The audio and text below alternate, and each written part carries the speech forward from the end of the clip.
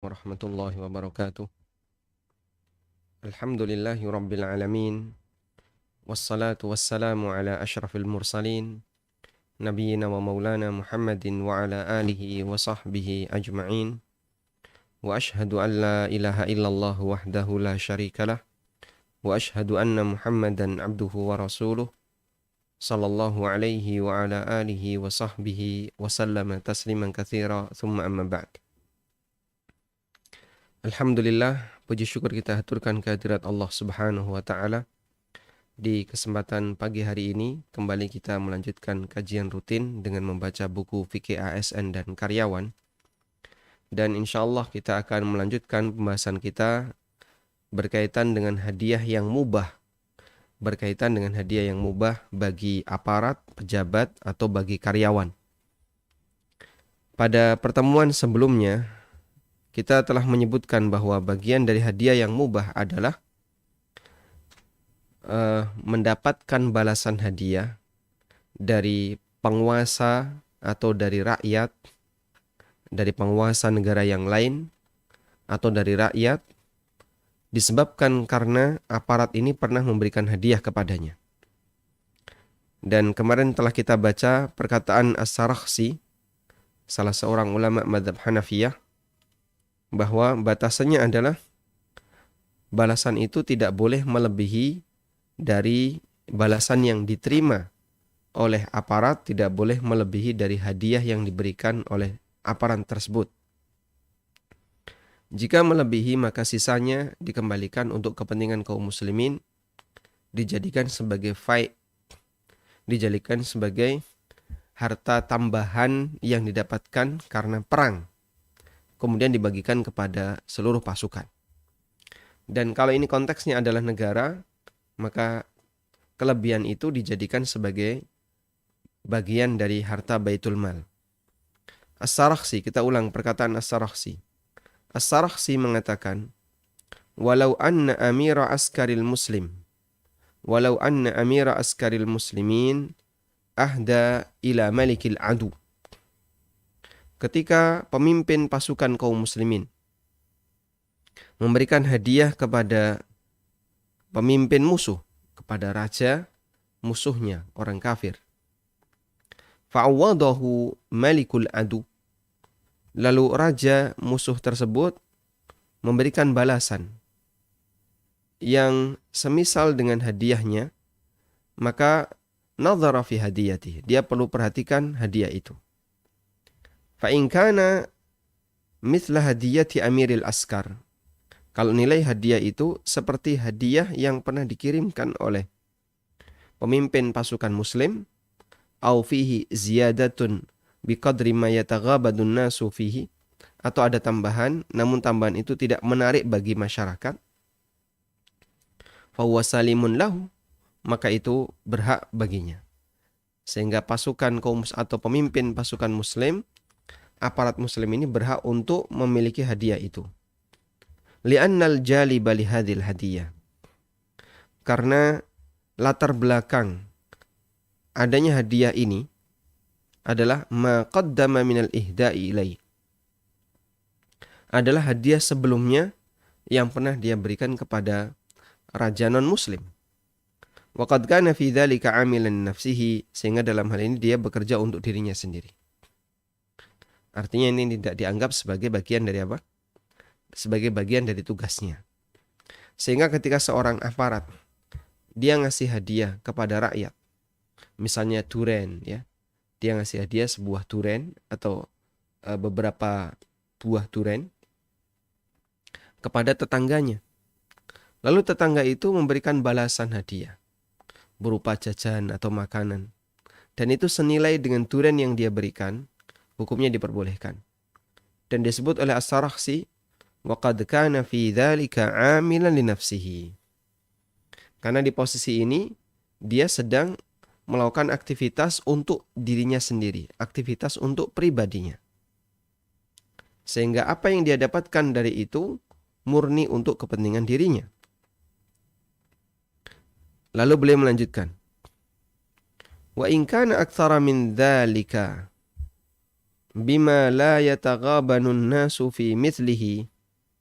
Namun kalau hadiah itu lebih dari hadiah yang diterima oleh aparatur, lebih dari hadiah yang pernah dia berikan, di mana itu menarik perhatian masyarakat, fi mithlihi,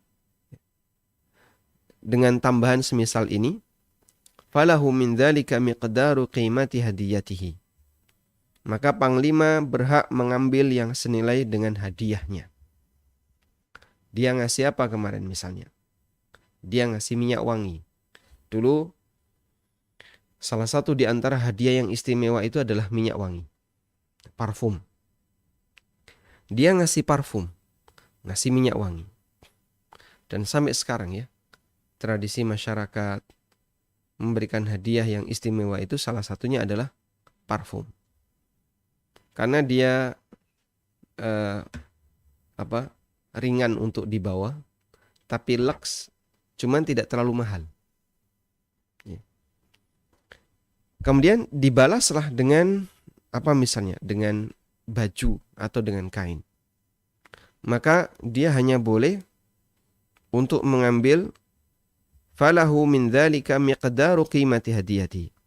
Dia hanya boleh untuk mengambil senilai hadiah yang pernah dia berikan. Wal fadlu fai'un li jama'atil muslimina alladzina ma'ahu. Sedangkan kelebihannya menjadi fai' yang diberikan kepada kaum muslimin yang membersamainya.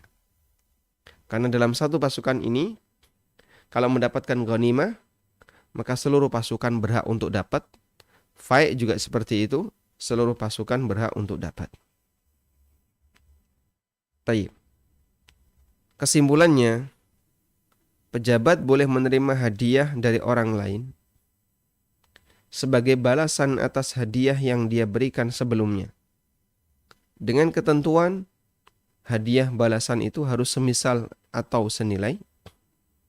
Yang pertama, jika masih ada sisa kelebihan, maka diserahkan ke Baitul Mal, sehingga dia menjadi hak seluruh kaum muslimin.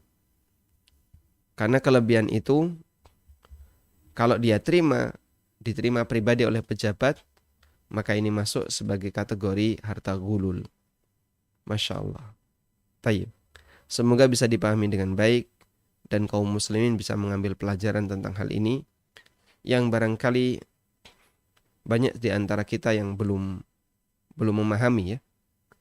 Dan praktek ini sering dilakukan oleh para khalifah di masa silam. Mereka memberikan hadiah ke luar negeri, ke negara non-muslim, lalu negara non-muslim itu pimpinannya memberikan hadiah balasan.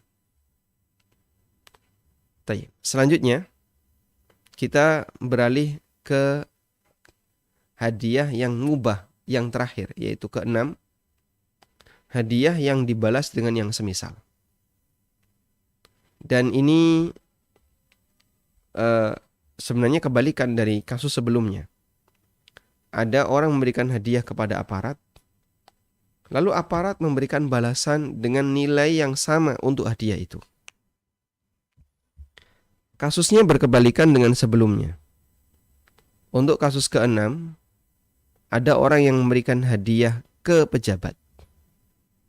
Lalu pejabat membalasnya dengan hadiah yang nilainya semisal. Sehingga nggak ada potensi tuduhan kalau tujuan hadiah ini adalah untuk sogok. Atau ketika dia dibalas, maka yang memberi, dia tidak punya harapan untuk apa ya? Untuk meminta balas budi dalam bentuk kebijakan.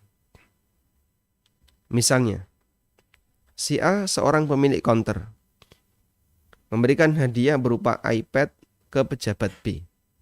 Insyaallah hadiahnya berupa iPad. Kemudian pejabat B memberikan hadiah HP yang senilai dengan iPad kepada si A. Yang menjadi pertanyaan, apakah pejabat B boleh menerima hadiah itu untuk pribadinya? Sehingga iPad tadi tidak dikembalikan untuk negara, tapi dia gunakan untuk pribadinya. Ulama berbeda pendapat dalam masalah ini. Ulama beda pendapat. Sebagian ulama membolehkan untuk memiliki hadiah semacam ini. Sehingga sang pejabat yang mendapatkan hadiah dari rakyat, kemudian pejabat itu memberikan balasan hadiah tersebut, sebagian ulama membolehkan hal semacam ini. Selama sang pejabat membalasnya dengan hadiah yang semisal dengan menggunakan uang pribadinya. Nah, ini yang penting dicatat ya. Dia menggunakan hadiah yang semisal dengan menggunakan uang pribadinya. Ini berdasarkan keterangan dari Aisyah radhiyallahu anha. Beliau mengatakan, "Kana Rasulullah sallallahu alaihi wasallam yaqbalul hadiyah wa yuthibu 'alaiha." Rasulullah sallallahu alaihi wasallam menerima hadiah dan beliau memberikan balasan terhadap hadiah itu. Sehingga Nabi sallallahu alaihi wasallam biasa seperti ini. Padahal beliau sallallahu alaihi wasallam adalah seorang pejabat. Ketika pejabat telah membalas hadiah itu dari uang pribadinya dengan nilai yang semisal, maka pengaruh hadiah untuk memanfaatkan jabatan orang menjadi tidak berfungsi. Pengennya sih ngasih seperti ini, biar nanti saya dimenangkan tender, biar nanti saya dikasih kebijakan A, B, C. Tapi karena sudah dibalas, harapan itu jadi tidak ada. Loh kok Pak dibalasnya nggak minta Pak? Saya nggak usah minta balasan. Bukan. Tapi karena kamu sudah ngasih hadiah ke saya, ini tak balas. Sudah selesai impas kita. Sehingga ilah latar belakang terlarangnya memberi hadiah kepada pejabat tidak lagi berlaku. Di mana ilahnya adalah bisa jadi itu adalah pasar kepentingan.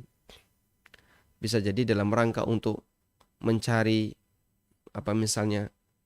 mencari kepentingan terhadap jabatannya, sehingga nanti bisa mendapatkan kebijakan yang menguntungkan dia. Dan ini merupakan pendapat yang disimpulkan dari keterangan Imam Syafi'i. Pendapat yang disimpulkan dari keterangan Imam Syafi'i. Bagaimana keterangan Imam Syafi'i? Ini keterangan Imam Syafi'i dalam kitab Al-Um. Dan kitab Al-Um beliau tulis setelah beliau meninggalkan Baghdad dan pindah ke Mesir. Sehingga Al-Um ini adalah representasi dari madhab al-jadid, pendapat baru yang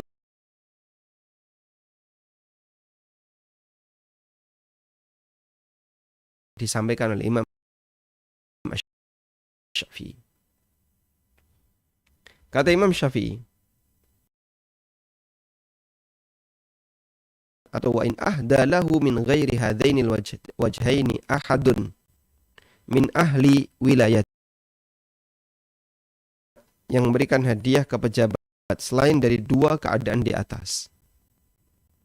Dua keadaan atas maksudnya adalah hadiah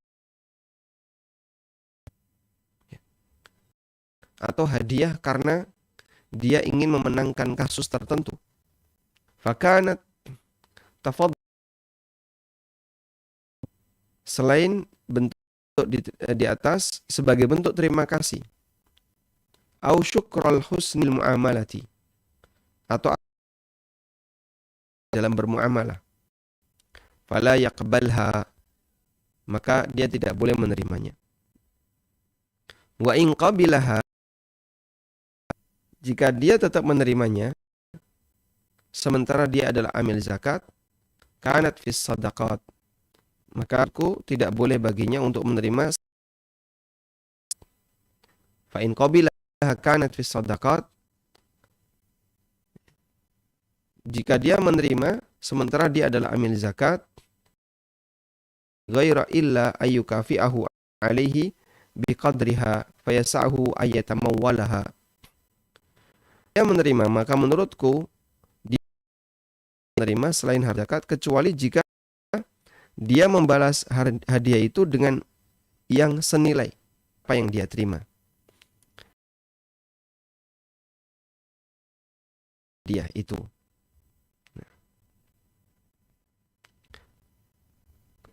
Di sini Imam Syafi'i mengatakan, ya, orang yang menjadi amil, orang yang menjadi amil, amil termasuk di antara pejabat.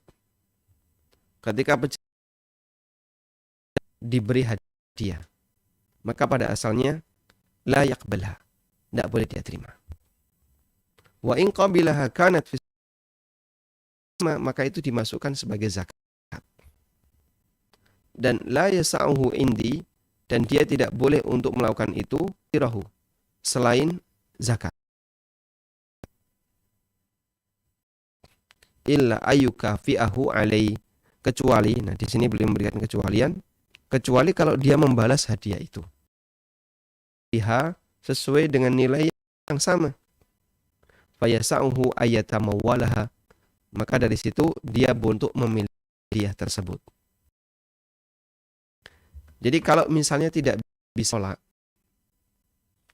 ada orang ngasih hadiah ke pejabat dan dia nggak bisa nolak, padahal dia untuk menolaknya sudah berusaha untuk tidak menerimanya, tapi nggak bisa, tetap dikasihkan, maka hadiah harusnya dimasukkan ke Baitul Mal, jadi harta umum milik kaum muslimin. Kalau tidak bisa, kalau dia ingin memiliki pribadi, dia harus ngasih balasan. Barulah dia berhak untuk memiliki pribadi hadiah ini. Sehingga keterangan Imam Syafi'i yang dia menarik zakat dari masyarakat sebagai tugas dari negara. Dan kan jatah zakat. Makanya boleh sampaikan di sini ya. Wa in qabilaha kanat fi shadaqat. Kalau dimanya, maka pemberian itu dia berhak untuk mendapatkan bagian dari zakat. La sa'uhu in ghairahu. Menurutku dia tidak berhak yang lain selain itu. Ya. Makanya amil ini hanya dapat zakat saja, tidak boleh menerima. Jika ada orang yang memberikan hadiah ke amil, dia tidak boleh menerima karena amil akan mendapatkan zakat yang dia kumpulkan. Namun, jika dia tetap menerima hadiah itu dari masyarakat, harus membalasnya dengan wallahu a'lam. Sehingga tidak boleh sebagaimana kasus Ibnu Lutbiyah kemudian dimiliki untuk SAW, akhirnya dimarahi oleh Rasulullah Sallallahu Alaihi Wasallam. Nah, meskipun ulama berbeda dalam menilai hadiah yang dibalas dengan yang senilai. Tadi kita sebutkan ulama khilaf salah ini. Sebagian kalau diterima wajib untuk balas, dan ketika sudah balas dengan yang senilai boleh dimiliki. Sebagian ulama yang mengatakan tidak boleh. Ulama Malikiyah menganggap bahwa hadiah ini tetap terlarang karena berpeluang menimbulkan kecenderungan yang tidak. Kutipkan keterangan dalam kitab Minahul Jalil karya Muhammad Illish. Beliau ulama Malikiyah yang berada di rahimahullah. Beliau mengatakan wa muni'a qabulul qadi li hadiyat lahu min ghairihi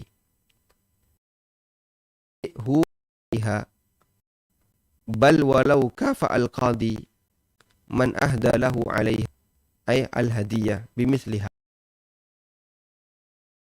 Dilarang menerima hadiah dari yang lain illam yukafihu, jika sang hakim tidak, bal walau kafa al-qadi, bahkan kalaupun hakim memberikan balasan atas hadiah itu man ahhu, kepada orang yang telah alaiha, dengan nilai yang sama dengan hadiah sebelumnya, bimithliha, yang sama atau a'dham, banyak. Kemudian kata Syekh Muhammad Ilyish, liru ahda ilaiha wali anna qabulaha yudfi'u nural hikmah. Karena akan ada kecondongan hati kepada orang yang berikan, ada kecondongan hati kepada orang yang memberikan hadiah kepadanya. Yang itu menerima hadiah, dan itu hal yang umum terjadi ya. Sudah ada, meskipun sudah dibalas, tapi karena ini punya posisi jabatan, akhirnya apa? Akhirnya untuk membela atau memberi kebijakan yang tidak sehat.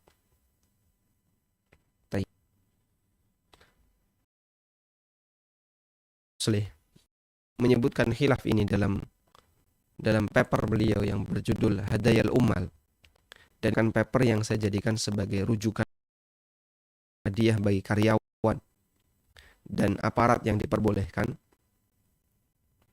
Setelah memaparkan khilaf ulama dalam masalah ini, Al-Muslih memberikan tarjih. Beliau mengatakan, wal qawl jawazil hadiyati lil muwaddaf kafa'a 'alaiha aqrabu ila rajih. Pendapat yang mengatakan bolehnya hadiah untuk karyawan apabila memberikan balasan kepadanya, aqrabu ila rajih, itu lebih dekat kepada pendapat yang wallahu a'lam, sehingga beliau lebih cenderung kepada pendapatnya Imam An-Nawawi rahimahullah, di mana selama jabat itu memberikan balasan terhadap hadiah, maka status hadiah itu diperbolehkan untuk diterima. Kalau tidak, harus dimasukkan ke Baitul Mal. Wa dzalika anna al-mukafa'ata 'ala al-hadiyati yastawi bihi al-muhdi ma'al muhdi. Karena ketika al-mukafa'a 'ala al-hadiyah, hadiah itu sudah mendapatkan balasan.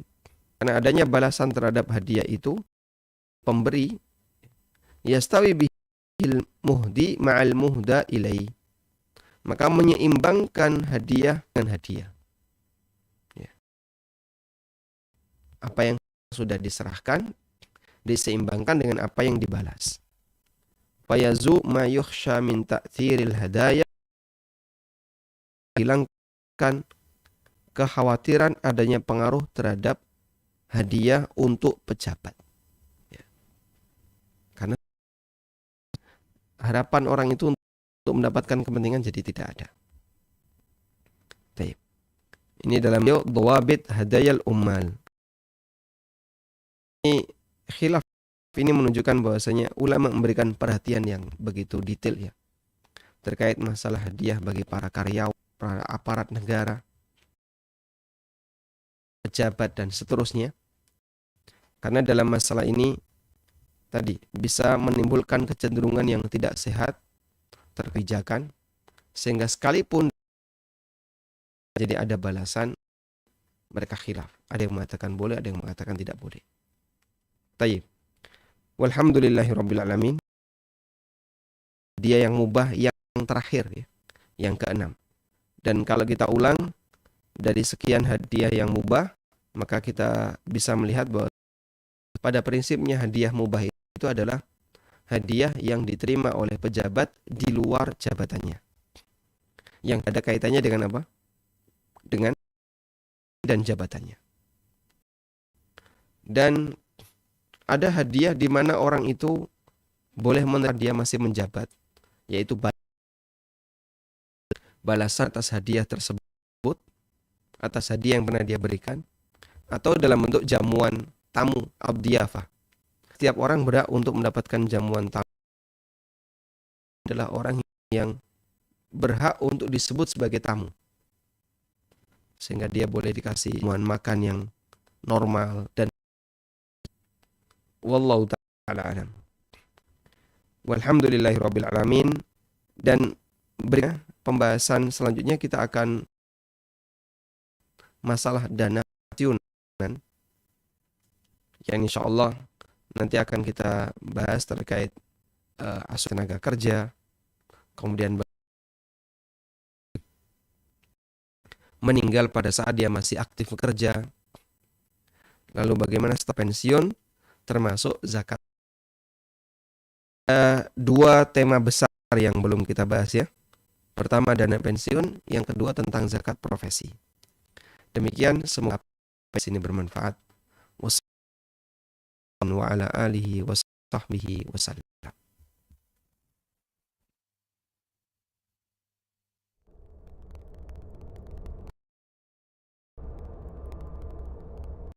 Nabi SAW menceritakan dalam sebuah hadis riwayat Bukhari Muslim, kelak di hari kiamat koruptor yang minta tolong kepada Rasulullah SAW. Hadis ini berbicara tentang koruptor. Koruptor ini membawa harta, gendong harta itu dilihat oleh Nabi SAW. Abu Hurairah bercerita, qama fina Rasulullah sallallahu alaihi wasallam dzata yaum fadzakara al-ghulul.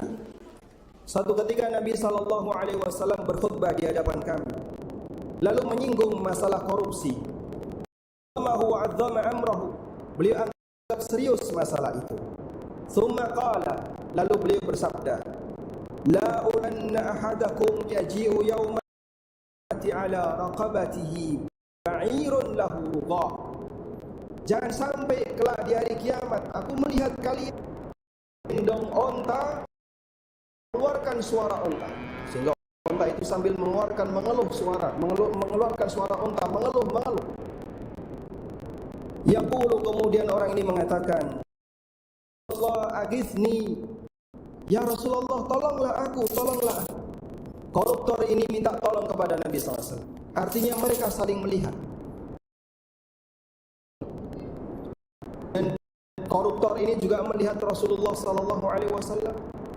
Lalu dia minta tolong kepada Nabi SAW. Sebagian orang ada prinsip, saja kalau kau umat Muhammad, nanti kau dapat syafaat dari beliau, meskipun kau bermaksiat. Kata siapa? Pendosa ini bawa maksiatnya di hari kiamat, minta tolong, minta syafaat kepada Nabi SAW. Lalu apa yang beliau katakan? Fa'aqul, aku sampaikan kepada, amliku laka syai'an qad ablagtu. Aku enggak bisa menolongmu sepeser. Aku telah sampai padamu bahwasanya seperti ini. Ikuti kajian bedah buku fikih ASN dan karyawan setiap pagi pukul 5:15 waktu Indonesia Barat di ANB Channel.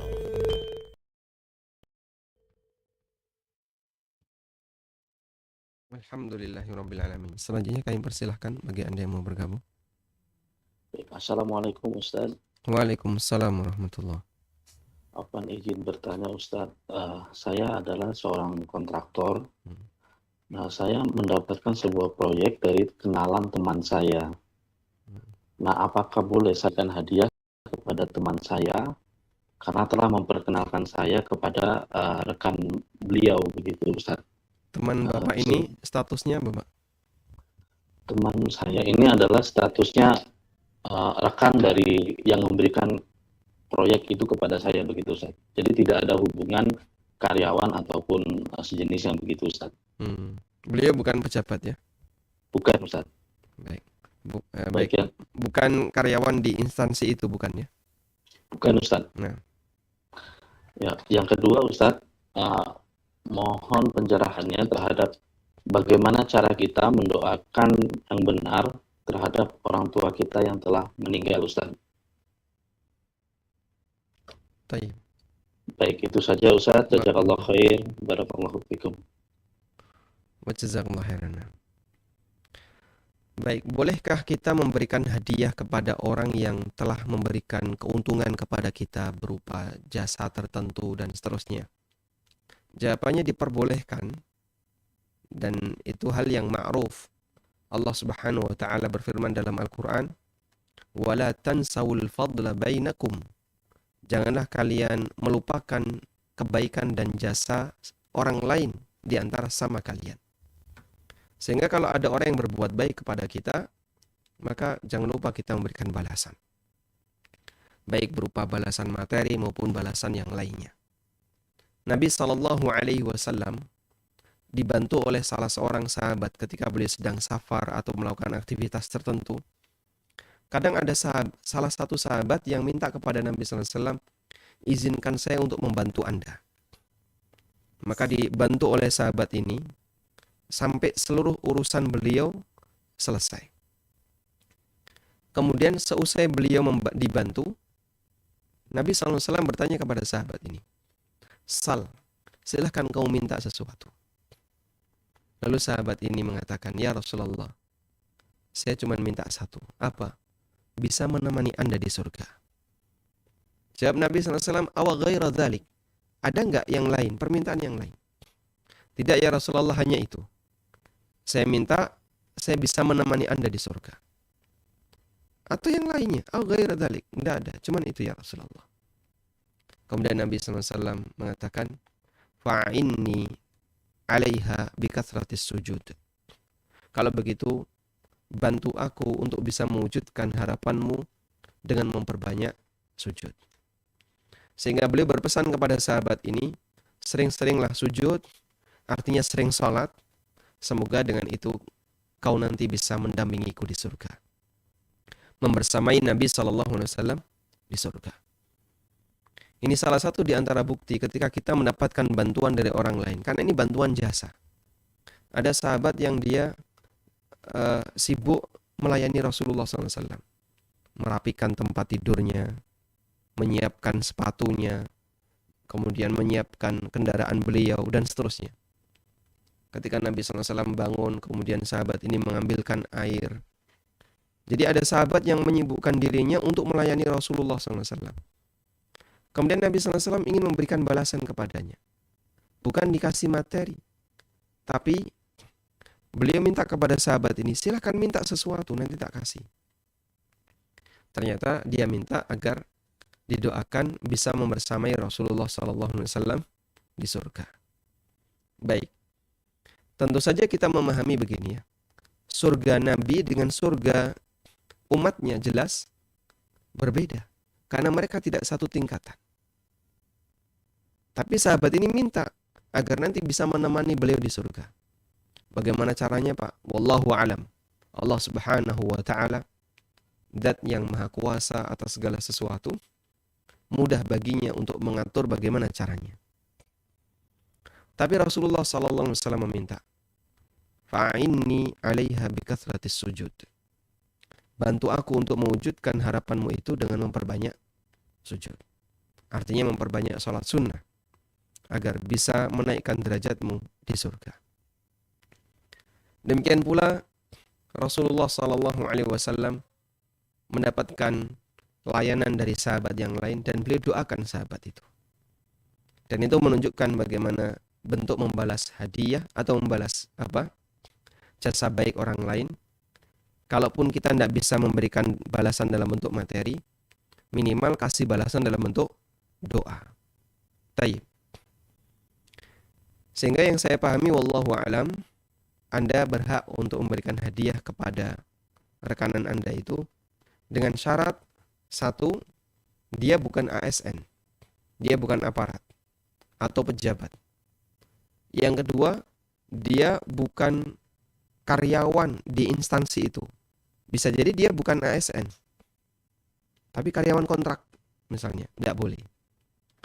Sehingga kalaupun dia karyawan kontrak di instansi itu, dia sudah dapat gaji dari instansi sehingga tidak boleh mendapatkan fee dari orang lain. Selama dia bukan aparat, bukan karyawan kontrak dan seterusnya, insya Allah Anda boleh memberikan hadiah untuknya. Wallahu a'lam. Kemudian, bagaimana cara mendoakan orang tua yang telah meninggal dunia? Allah Subhanahu wa taala ajarkan ini dalam Al-Qur'an. Rabbirhamhuma. Ada di surat Al-Isra ayat 24. Allah Ta'ala berfirman, "Wakhfid lahuma janahadz-dzulli minar rahmati wa qur rabbirhamhuma kama rabbayani shaghira." Coba kita buka surat Al-Isra ayat 24.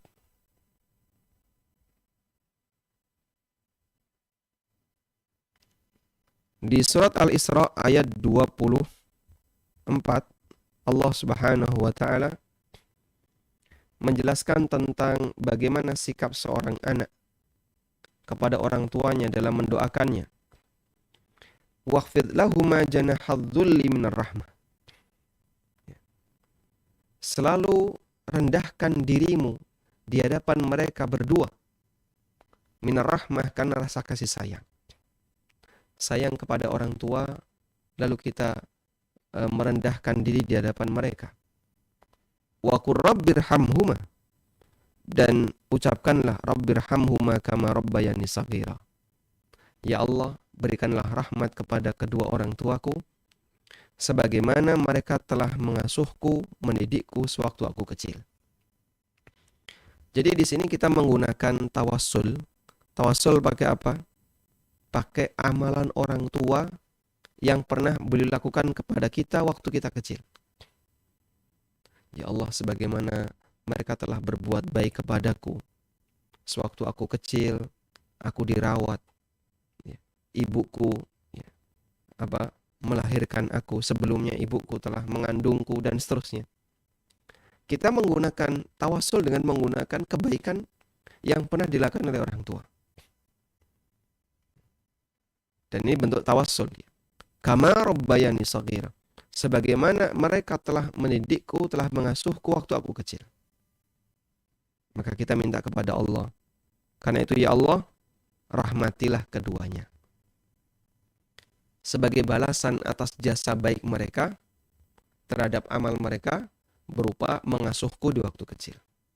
Anda bisa baca doa ini, dan doa ini diperintahkan oleh Allah dalam Al-Quran, menunjukkan kalau ini adalah doa yang sangat penting untuk kita baca bagi orang tua. Waqul, bacalah. Siapa yang perintah? Allah. Kalau doa itu diperintah oleh Allah, berarti peluang dikabulkannya lebih besar atau lebih kecil? Lebih besar. Karena Allah yang nyuruh. Allah nyuruh saya untuk mengucapkan kalimat ini. Maka silahkan Anda ucapkan. Rabbirhamhuma kama rabbayani shaghira. Rabbirhamhuma kama rabbayani shaghira. Baik. Pak, boleh nggak ditambah dengan kalimat sebelumnya? Rabbighfirli wali walidayya warhamhuma kama rabbayani shaghira. Kalimat Rabbighfirli wali walidayya itu ada di surat Nuh, ya. Ada di surat Nuh. Coba kita lihat di surat Nuh. Di surat Nuh ayat yang terakhir, Allah Subhanahu wa taala mengajarkan doa semacam ini. Rabbighfirli wali walidayya waliman dakhala baitiya mu'minan walil mu'minina wal mu'minat. Ya Allah, ampunilah aku dan kedua orang tuaku, dan ampunilah setiap orang yang masuk ke dalam rumahku mukminan, dalam kondisi mukmin. Masya Allah. Dan doa ini layak untuk kita baca agar setiap tamu yang muslim, setiap tamu yang mukmin mendapatkan manfaatnya. Rabbighfirli wali walidayya waliman dakhala baitiya mu'mina. Ya Allah, ampunilah aku dan kedua orang tuaku, dan setiap orang yang masuk ke dalam rumahku dalam kondisi mukmin. Ayat ini dalil bahwa kedua orang tua Nabi Nuh muslim, meskipun anaknya mati kafir. Kedua orang tua Nabi Nuh mukmin, muslim, meskipun anaknya mati kafir. Sehingga ketika Nabi Nuh mendoakan anaknya agar anaknya diampuni, ditegur oleh Allah, tapi ketika beliau mendoakan orang tuanya agar orang tuanya diampuni, tidak ada teguran dalam surat Nuh. Demikian pula Nuh memohon kepada Allah agar siapapun yang ada di rumahnya yang mukmin, dia diampuni.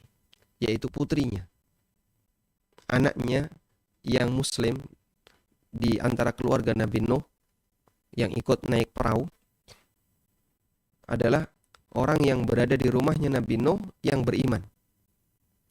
Dia mendapatkan pengaruh baik dari doanya Nabi Nuh.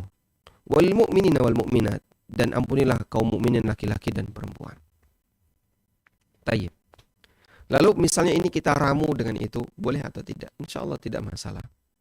Karena dalam doa itu sifatnya lebih longgar, sehingga Anda bisa baca ini, juga bisa baca doa yang tadi, atau dibaca secara bergantian. Rabbighfirli wali walidayya wali man dakhala baitiya mu'minan wal mu'minina wal mu'minat. Rabbirhamhuma kama rabbayani saghira. Ya Allah, rahmatilah kedua orang tuaku sebagaimana dulu ya Allah mereka telah berjasa besar merawatku, membesarkanku ketika aku masih kecil. Wallahu a'lam. Nah, silakan.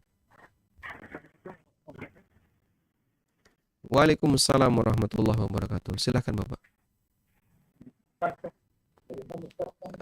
Baik, mohon maaf, suara Bapak sangat tidak jelas bagi kami. Mungkin Bapak bisa bergeser ke posisi yang lain. Yang lebih jelas suara kendaraan ini. Udah jelas, Ustaz? Baik, agak lebih jelas Pak. Silakan, coba. Barusan Ustaz menyinggung bahwasanya tidak diperkenankan untuk karyawan atau ASN mendapatkan hadiah gitu kan. Sedangkan anak kalau setelah mengantar-ngantar ini biasanya diberi uang fee, ini buat makan, ini terima kasih dari saya. Apakah itu termasuk yang Ustaz sebutkan tadi, atau karena wujud kasih sayang dari yang anak antar untuk sebagai reward gitu Ustaz? Bapak pekerjaannya sebagai? Anak militer Ustaz. Sebagai apa Pak? Militer, anak driver. Driver Militer. Baik, Bapak sudah mendapatkan gaji tetap dari negara ya? Nah, Lalu yang diantar itu siapa? atasan. Kadang keluarga.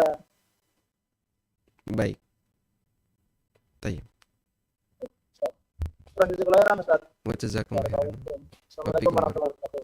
Waalaikumsalam warahmatullahi wabarakatuh. Baik. Tayyib. Yang kami pahami ya, semua aparat, baik aparat penegak hukum maupun yang bukan penegak hukum maupun aparat sipil, dia mendapatkan gaji dari negara atas tugas yang dia lakukan. Baik dia berada di posisi sebagai misalnya orang yang di kantor atau di lapangan atau driver atau bagian apa, di situ pasti dia akan mendapatkan gaji dari negara sesuai dengan tugas yang dilaksanakan. Nah, karena dia sudah mendapatkan gaji dari negara, maka sebenarnya dia tidak boleh untuk menerima uang apapun dari klien. Termasuk misalnya dari saya mengantarkan atasan saya, ya mohon maaf, atasan Anda tidak boleh ngasih sesuatu kepada Anda untuk kepentingan pribadi. Sehingga Anda bisa sampaikan kepada beliau, mohon maaf Pak, saya nggak bisa menerima. Kalau berani ya. Ini biasanya kalau sama atasan kayaknya sungkan. Jadi Anda bisa sampaikan, mohon maaf nanti kalau bisa tidak perlu ada tambahan apapun. Ya. Karena Anda sudah dicukupi oleh negara. Dan kalaupun Anda tidak bisa menolaknya, maka itu dimasukkan sebagai kas kantor untuk operasional kantor. Misalnya untuk beli apa misalnya? Untuk beli kertas, beli tinta printer, atau operasional yang lainnya, atau Anda bisa belikan dalam bentuk pulsa listrik. Sehingga tetap kembali kepada operasional kantor. Wallahu alam itu sebagai solusi kalau sekiranya Bapak tidak bisa menolak pemberian itu. Nah, wallahu alam. Baik, silakan Bapak. Assalamualaikum. Waalaikumsalam warahmatullahi. Baik, sebelumnya mohon maaf, televisinya bisa di-mute dulu volumenya. Iya. Sudah Ustaz. Baik, silakan. Ya, Assalamualaikum warahmatullahi wabarakatuh. Waalaikumsalam warahmatullahi wabarakatuh. Misalnya Ustaz, ada yang mau ngontrak rumah, kemudian di rumah itu banyak patung-patungnya. Terus apa? Saya udah sampaikan ke keluarga supaya kalau jadi ngontrak di situ supaya dipindahkan gitu. Tapi dari yang pihak punya rumah hanya dipinggirkan gitu, Ustaz, dipojokkan terus ditutupin gitu. Nah itu bagaimana ya Ustaz? Kemudian yang kedua saya juga nyampaikan ini juga. ibu yang ngontrak di situ? Bukan, anak saya Ustaz. Baik. Ya, kemudian yang kedua saya juga menyampaikan kalau mencari kontrakan itu diusahakan yang dekat masjid. Jadi supaya kalau untuk mengerjakan sholat fardu itu bisa mudah ke masjid. Kemudian sebaiknya yang seperti apa Ustaz bila kita mencari kontrakan itu khususnya untuk ibadah. Itu aja Ustaz, mohon nasihatnya.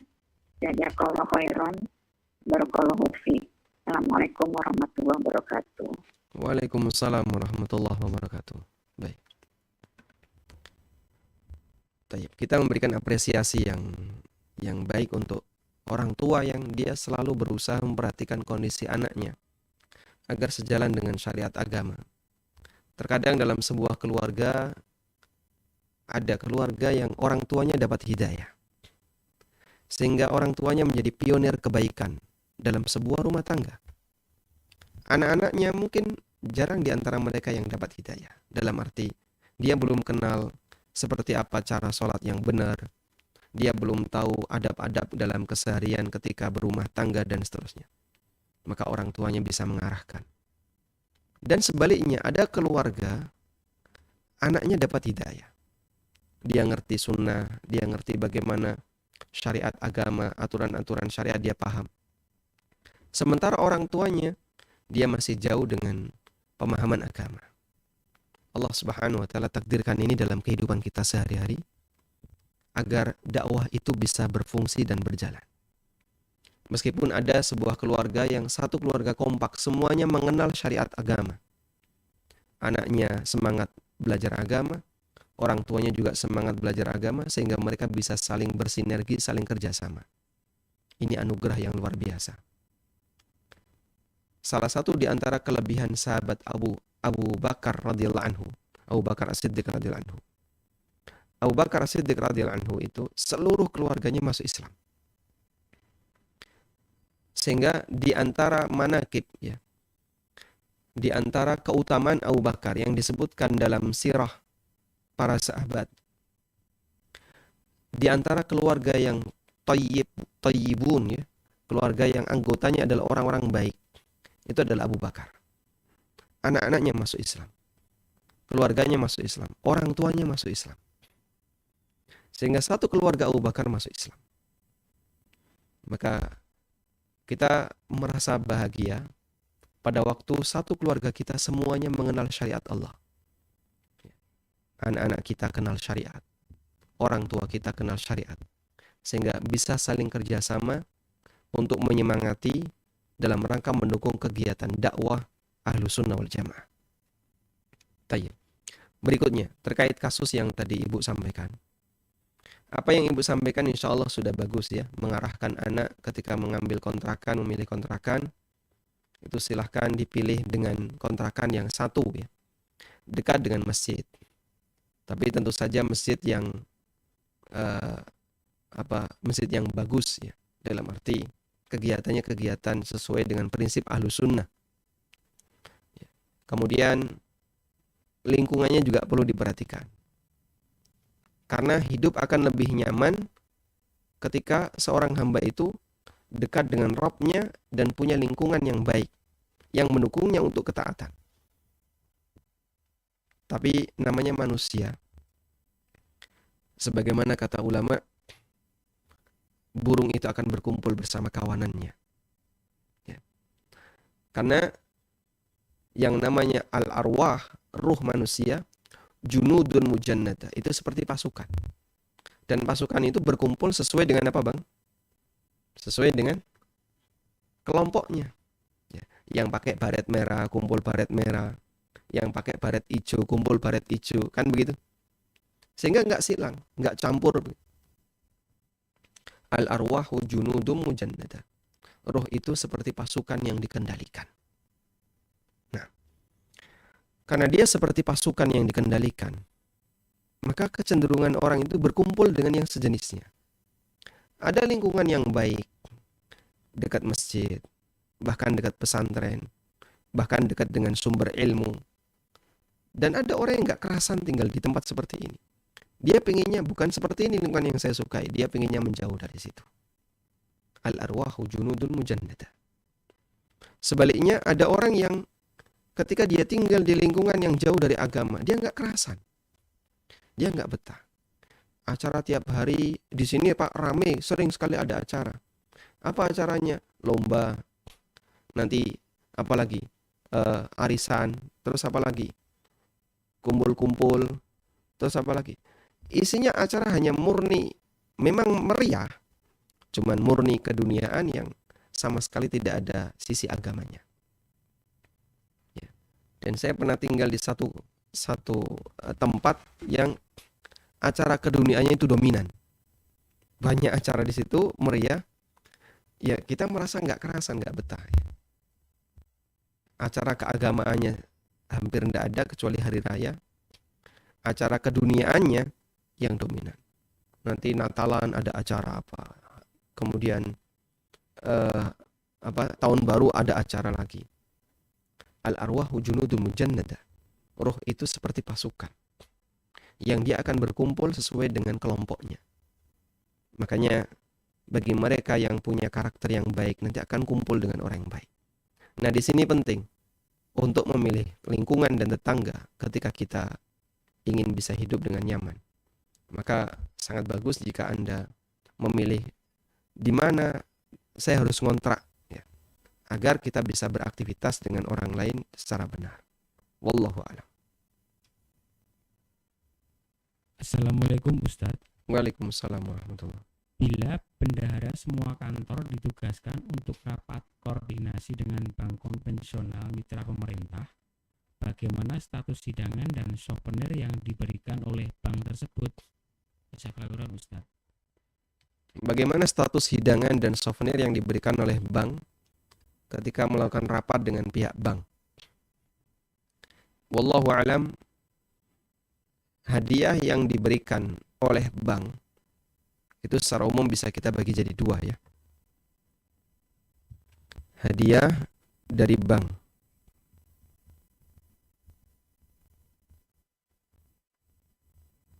Dilihat dari latar belakangnya ada dua.